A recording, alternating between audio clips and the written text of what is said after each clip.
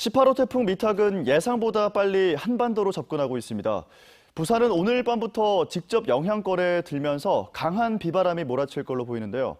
태풍 피해를 막기 위해서 각급 기관은 점검과 준비로 분주한 모습입니다. 현지호 기자입니다. 겹겹이 쌓인 보행용 데크를 밧줄로 묶어 단단히 고정합니다. 쓰러질지 모를 철제 안내판도 구석에 가지런히 모아둡니다.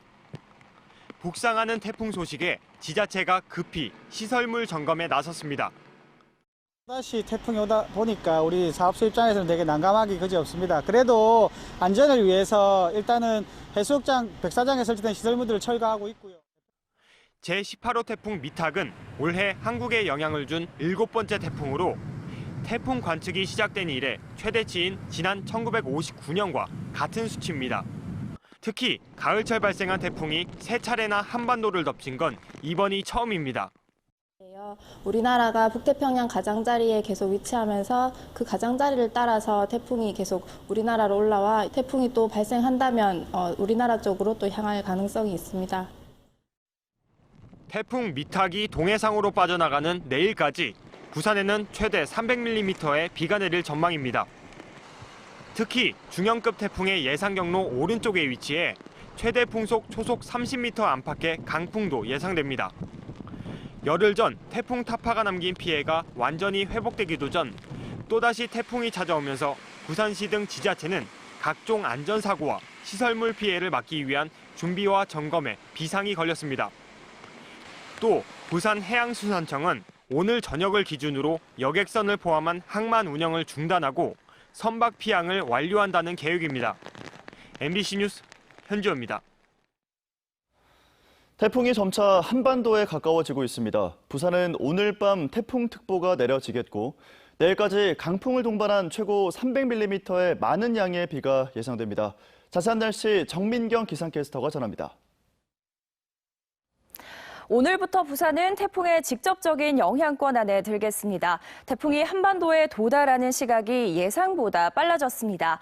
현재 미탁은 중간 강도의 중형급 태풍으로 중국 상하이 해상을 지나고 있는데요. 오늘 오후 제주도 서쪽 해상까지 올라왔을 때는 크기는 소형으로 줄어들겠지만 여전히 중간 강도를 유지하겠고요. 오늘 밤이면 목포 인근 육상에 상륙하겠습니다.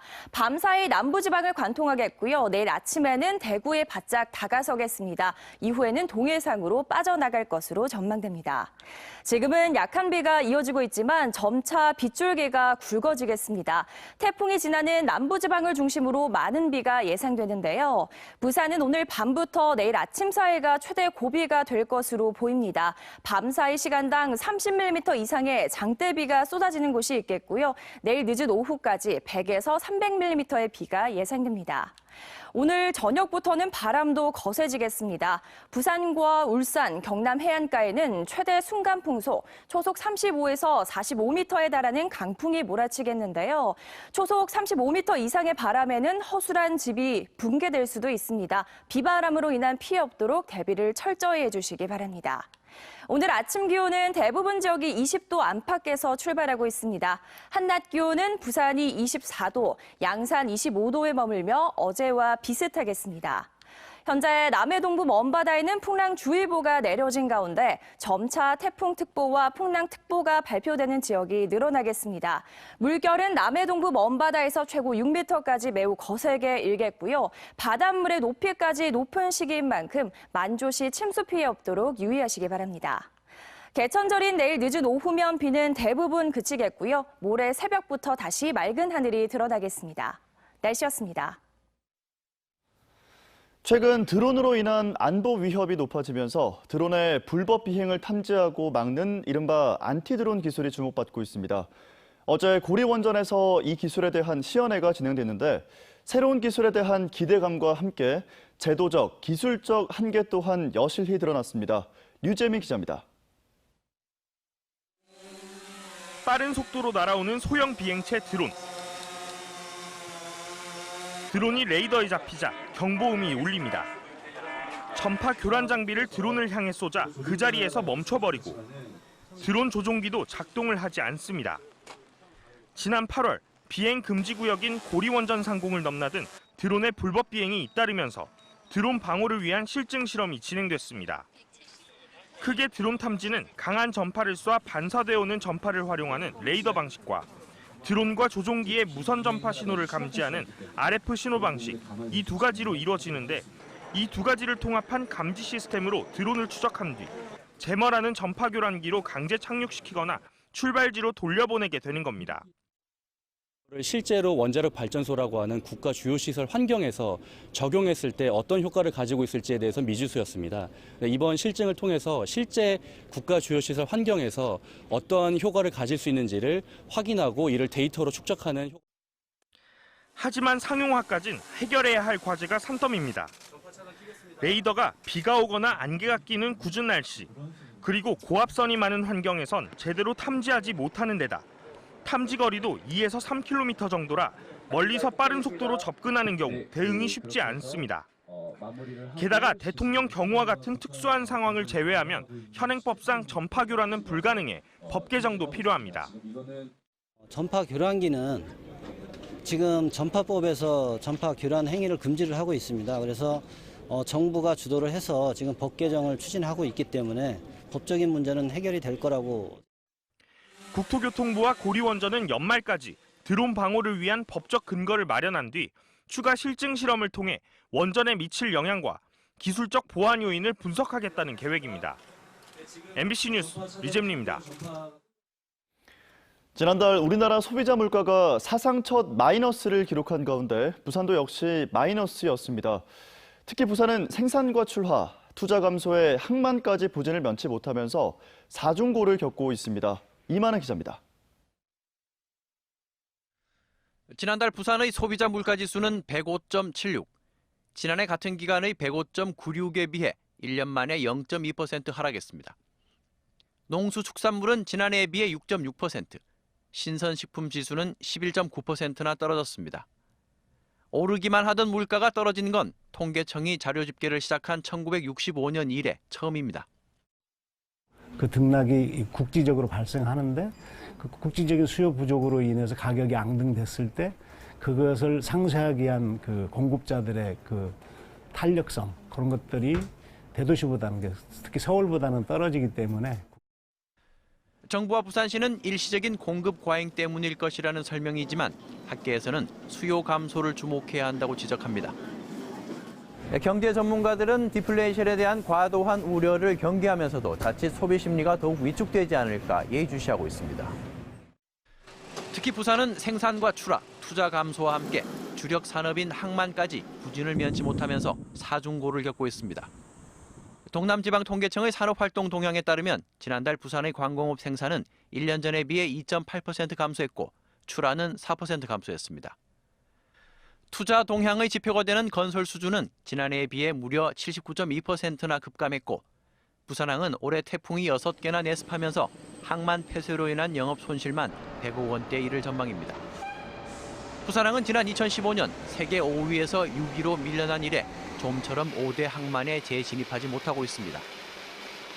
생산과 출하, 투자라는 3대 경제 지표가 감소세를 회복하지 못하는 가운데 주력 산업의 부진까지 사중고에 빠진 부산 경제. 사상 초유의 마이너스 물가를 좌시할 수 없는 이유입니다. MBC 뉴스 이만흥입니다. 다음은 오늘 아침 신문 살펴보겠습니다. 먼저 부산을 봅니다. 김해공항 확장안이 추진될 경우 에코델타시티에 조성되는 유치원과 초중고교의 직접 소음 피해가 심각할 거란 우려, 톱기사로 다루고 있습니다. 국토부의 김해공항 확장안과 부울경 검증단 보고서에 따르면 에코델타시티에 지어지는 5개 교육시설이 모두 소음 직접 영향권에 포함되는 걸로 나타났다고 합니다. 또 V자 활주로 확장안이 실현될 경우 항공기 선회 비행에 따른 에코델타시티 상업시설의 고도 제한이 불가피한데도 반대 여론이 거세질 걸 우려해 국토부가 고도 제한을 예측한 용역 보고서를 공개하고 있지 않아서 꼼수 행정이란 비판도 나온다고 전했습니다. 다음 기사입니다. 태풍 미탁의 북상으로 부산국제영화제 개막 행사의 차질이 우려된다는 소식인데요. 오늘 남포동 비프광장에서 열릴 예정이었던 전야제는 날씨 상황에 따라 행사 진행 여부를 오늘 오전에 최종 결정할 예정이며 내일 개막식 역시 예정대로 강행하는 안과 행사 규모를 축소하는 안 등을 세워놓고 상황에 따른 대처를 한다는 계획이라고 합니다. 부산국제영화제 태풍 트라우마가 지난해에 이어서 올해까지 이어지고 있습니다. 다음은 국제신문입니다. 학령 인구 감소로 부산의 학교가 벼랑 끝에 섰다는 내용을 머릿 기사로 전했습니다. 폐교를 시도하는 동부산대와 학교 이전을 추진하는 부산 남고 등 최근의 구조조정 움직임은 시작에 불과하다며 전문가들은 대책 마련을 서두르지 않으면 교육 현장의 대혼란을 막을 수 없다고 지적했습니다. 통계청 자료도 2017년 10만 명인 부산 고교생 수가 2035년 5만 명으로 반토막 나는 걸로 예측해 상황의 심각성을 보여주고 있다고 전했습니다. 마지막 기사입니다. 국토부가 부산시에서 제작한 동남권 관문공항 홍보 영상 방영을 중단하도록 산하기관을 압박한 사실이 드러나 논란이 되고 있다는 내용입니다. 국토부가 지난 5월 김해공항과 KTX 열차 객실 등에 걸린 동남권 관문공항 홍보 영상을 중단하도록 압박한 사실이 확인됐는데 기사는 국토부의 이런 행태를 제 입맛에 맞는 홍보만 허가하도록 산하기관을 압박하는 갑질이라고 지적했습니다. 지금까지 아침신문 살펴봤습니다. 다음은 오늘 부산에서 열릴 행사를 알아봅니다. 투데이 부산입니다. 부산혁신도시발전위원회 회의가 오전 11시 부산시청 26층 회의실에서 열립니다. 부산혁신도시 추진 현황과 향후 방향을 보고하고 부산혁신도시 발전계획 변경안을 논의할 예정입니다. 정신건강의 날 기념식 및 정신건강축제가 오늘과 내일 부산시민공원 다솜광장에서 열립니다. 정신건강 증진시설 관계자와 정신장애인 등이 참석해 정신건강의 날 기념식을 갖고 31개 부스를 운영하면서 정보를 공유할 예정입니다.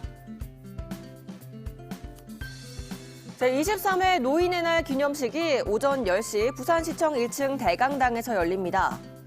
우리가 만든 세상, 우리가 더 활기차게란 주제로 모범 노인과 노인복지 기여자 등이 참석해 노인의 날 기념식과 부대 행사를 가질 예정입니다. 부산국제안전도시 재공인 선포식이 오후 1시 40분 부산시청 1층 대회의실에서 열립니다. 부산시는 국제안전도시 공인센터로부터 2014년 처음 공인을 받은 이후 구군별 맞춤형 안전사업을 확대하고 방문 컨설팅 등으로 안전지수를 개선함으로써 이번에 두 번째 공인을 받게 됩니다. 지금까지 투데이 부산이었습니다. 해외 공장에서 생산되던 르노차의 소형 전기차 트위지가 이제 르노 삼성 부산 공장에서 생산됩니다. 해외 완성차의 생산 공장을 국내로 옮긴 첫 사례인데요. 고용 창출 등 향후 지역 경제에도 도움이 되지 않을까 기대를 모으고 있습니다. 정은주 기자의 보도입니다.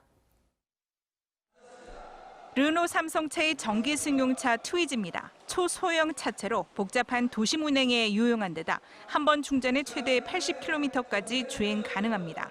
친환경 자동차 열풍에 힘입어 지난해 국내에서만 1,500대가량이 판매됐습니다. 2011년 세계 시장에 첫 선을 보인 트위지는 그동안 르노차의 스페인 공장에서 생산되었습니다. 하지만 이제부터는 르노차 부산 공장이 트위지 생산의 거점이 됐습니다. 생산은 OEM, 즉 주문자 상표 부착 방식으로 지역 자동차 부품업체인 동신 모텍이 맡았습니다. 내수와 수출 물량을 더해 연간 5,000대 생산이 목표로 트위지 생산을 위한 인력도 새로 고용했습니다. 생산량이 적은 자동차를 제조할 때는 중소기업이 하는 것이 대기업이 하는 것보다 훨씬 강점이 있습니다. 그리고 지역적으로 봐서는 우리 부산의 고용 창출 효과가 대단히 큰 자동차 조립 산업으로 생각을 합니다. 트위지의 국내 생산은 지난 2016년부터 추진됐습니다. 이후 부산시가 생산 설비 이전비 등을, 르노차는 생산 라인의 현지화와 부품 공급, 기술 등을 지원하면서 국내 생산을 함께 준비했습니다. 자동차를 만들기 위한 기술 검증 및 또는 자동차를 생산하기 위한 기술 지원을 동신모텍에 지원하고 있습니다. 앞으로도 계속 지원할 것이며 이것으로 끝이 아니고 앞으로 더 멀리 더 좋은 차를 만들기 위해서 노력하도록 하겠습니다. 친환경 소형차 트위지의 부산 생산이 생산 물량 감소와 인력 감축 등으로 갈등을 겪고 있는 르노차 노사 관계와 협력업체 등 지역 경제에 어떤 영향을 미칠지 주목됩니다. MBC 뉴스 정은주입니다. 내일 개막하는 24회 부산국제영화제에서는 여러 면에서 그 저력을 확인할 수 있습니다. 특히 개막작과 폐막작은 부산국제영화제 출신 감독과 스태프들이 참가하면서 달라지는 위상을 실감할 수 있다고 합니다. 정세민 기자입니다. 부산국제영화제의 개막작 말도둑들 시간의 길입니다. 말을 팔기 위해 장터로 나갔던 남자가 말도둑들에게 살해당하면서 이야기는 시작합니다. 카자흐스탄과 일본이 공동으로 제작한 이 영화는 베를린 영화제 은곰상을 수상한 촬영감독 아지즈 잠바키예프의 영상미와 지난해 칸 영화제 여우주연상을 수상한 사말 예슬리아모바의 연기로 벌써부터 관심의 대상입니다. 카자흐스탄 영화 특유의 어떤 정적이고 아름다운 화면을 보여주는 그런 것으로 시작을 해서 웨스턴 영화의 장르적인 재미까지 가지고 있는 영화라고 보시면 됩니다. 영화제의 대미를 장식할 폐막작은 한국 영화 윤희에게입니다. 고등학생 딸과 엄마가 어느 날 한 통의 편지를 받고 눈에 덮인 일본 오타루로 여행하면서 생기는 가슴 따뜻한 이야기입니다. 이국적인 풍경이나 혹은 그 사랑에 대한 어떤 상실감 혹은 복원에 관한 굉장히 풍부한 감정을 담고 있는 영화여서 폐막작으로 선택하였습니다. 특이한 것은 두 영화 모두 부산국제영화제에서 신예 감독에게 주는 유크런치상을 수상한 감독들의 작품이라는 점입니다. 또 두 영화 모두 준비 과정에서부터 제작자와 투자자 선정, 제작과 실제 상영까지 모두 부산국제영화제를 거쳤다는 점에서 부산영화제의 저력을 실감하게 하는 작품입니다. 우리 부산국제영화제를 통해서 처음으로 선보이는 거니까 이제 앞으로 세계적인 영화제들을 이제 많이 다닐 텐데 그럴 때마다 부산국제영화제가 만들어낸 작품이다. 사람도 이건 대단한 보람이죠. 부산영화제라는 터전을 통해 성장한 두 완성작들이 이제 부산 시민들의 수준 높은 눈을 통해 그 작품성까지 인정받을 수 있을지 주목됩니다. MBC 뉴스 정세민입니다. 다음은 지난 한 주간 지역 경제계 이모저모를 전해드립니다. 경제메모 임선은 기자입니다. 철강 생태계 파괴인가 생태계 혁신인가. 세계 1위 중국 철강업체 부산 진출을 놓고 지역 재개와 노동계의 반발이 거센 가운데 중국 청산과 국내 길산그룹의 양해각서 체결 기한이 끝난 지난달 말까지 부산시가 명확한 입장을 내놓지 못하고 있습니다. 우선 일부 지역 중소업체들의 기대 심리와 2,000명 이상 직간접 고용, 길산그룹의 부산 이전 등 파급 효과도 무시할 수 없다는 게 부산시의 입장입니다. 하지만 한국철강협회, 부산상위 등 관련 단체들의 강력한 반발에다 미중 무역 분쟁으로 인한 통상 이슈까지 고민해야 하는 중국 철강업체의 부산 진출 추진은 유례없이 복잡한 문제이고 그래서 결론 내리기도 힘들다는 게 부산시의 설명입니다. 1,300여 개 전국 매장에 연매출 2조 원 규모의 균일가 생활용품 기업 아성 다이소가 부산의 축구장 20개 크기의 물류센터를 연 게 지역 업계의 화제입니다. 물류센터 개소로 상시 고용인력 700명을 유지하고 현재 19개에 불과한 지역 내 납품업체 수를 오는 2022년까지 70개 업체로 늘리겠다는 게 다이소 측의 계획입니다. 아성 다이소 측은 자사가 일본에 로열티 지급을 하지 않는 한국인에 의한 독자 경영이 이루어지는 한국 기업이라며 부산 지역 경제에 도움이 되는 기업으로 더욱 성장하겠다는 포부를 밝히기도 했습니다. 선불형 카드 형태냐 제로페이 형태냐를 놓고 삐걱대던 부산형 지역화폐가 드디어 오는 12월 첫 선을 보이게 됐습니다. 부산시는 소비자들이 사용 편리한 카드 형태로 지역화폐를 발행하기로 하고 이달 중 지역화폐 이름을 공모하기로 했습니다. 올해 첫 발행 규모는 300억 원, 내년엔 1조 원 규모의 지역화폐를 발행한다는 게 부산시의 계획입니다. 그동안 지역경제 활성화를 위해 지역화폐의 빠른 도입을 촉구해온 소상공인들의 기대가 큽니다. MBC 뉴스 임선응입니다.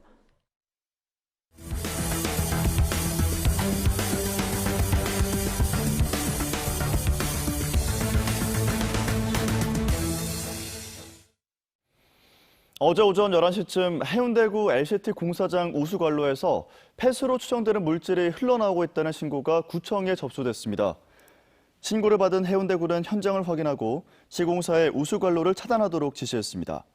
LCT 측은 작업 과정에서 사용되는 접착제가 빗물에 씻겨 우수관을 통해 바다로 흘러든 것으로 보인다고 밝혔습니다. 영도경찰서는 병원 진료 기록을 조작해 보험금 수십억 원을 타낸 혐의로 병원장 50살 A씨와 환자 등 30명을 불구속 입건했습니다.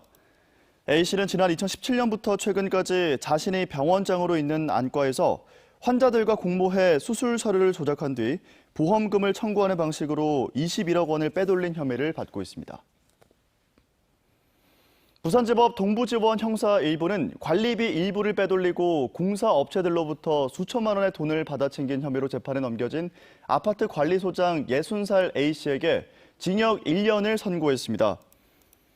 A씨는 지난 2001년부터 17년 동안 해운대구의 모 아파트 관리소장으로 일하면서 통신사 중계기기 설치를 허용한 대가로 임대료 240만 원을 3차례 받아 빼돌린 혐의를 받고 있습니다.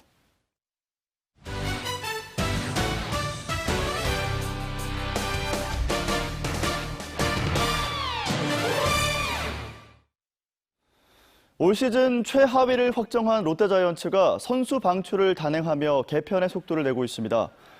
이번에 방출된 선수는 윤길현과 박근홍, 송창현, 김사훈 등 7명으로 이 중 윤길현은 2015 시즌 종료 뒤 SK 와이번스에서 FA 자격을 얻어 4년간 38억을 받고 롯데에 입단해 불펜의 핵이 될 걸로 기대했지만 올해 단 6경기에 나와 평균 자책점 10.80의 저조한 성적을 남겼습니다.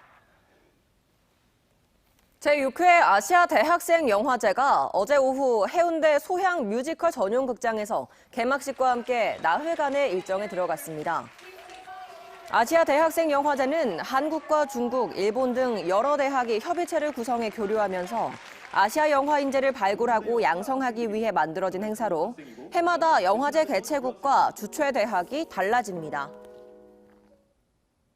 동아대학교 개교 73주년을 기념한 마라톤 대회가 어제 오전 동아대 일대에서 열렸습니다. 올해로 4년째 진행된 이번 마라톤에서는 비가 오는 궂은 날씨 속에서도 학생과 교직원, 시민 등 1,500여 명이 참가해 승하 캠퍼스를 출발해 강변대로를 따라 7.3km를 달리며 화합을 다졌습니다. 오늘부터 부산은 태풍의 직접적인 영향권 안에 들겠습니다. 태풍이 한반도에 도달하는 시각이 예상보다 빨라졌습니다. 현재 미탁은 중간 강도의 중형급 태풍으로 중국 상하이 인근 해상을 지나고 있는데요. 오늘 오후 제주도 서쪽 해상까지 올라왔을 때 크기는 소형으로 줄어들겠지만 여전히 중간 강도를 유지하겠고요. 오늘 밤이면 목포 인근 육상에 상륙하겠습니다. 밤사이 남부지방을 관통해 내일 아침에는 대구에 바짝 다가서겠고요. 이후 동해상으로 빠져나가겠습니다. 지금은 약한 비가 이어지고 있지만 점차 빗줄기가 굵어지겠습니다. 부산은 오늘 밤부터 내일 아침 사이가 최대 고비가 될 것으로 보입니다. 밤사이 시간당 30mm 이상의 장대비가 쏟아지는 곳이 있겠고요. 내일 늦은 오후까지 100에서 300mm의 비가 예상됩니다. 오늘 저녁부터 바람도 거세지겠습니다. 최대 순간 풍속 초속 30에서 45m에 달하는 강풍이 몰아치겠는데요. 비바람으로 인한 피해 없도록 대비를 철저히 해주시기 바랍니다. 날씨였습니다.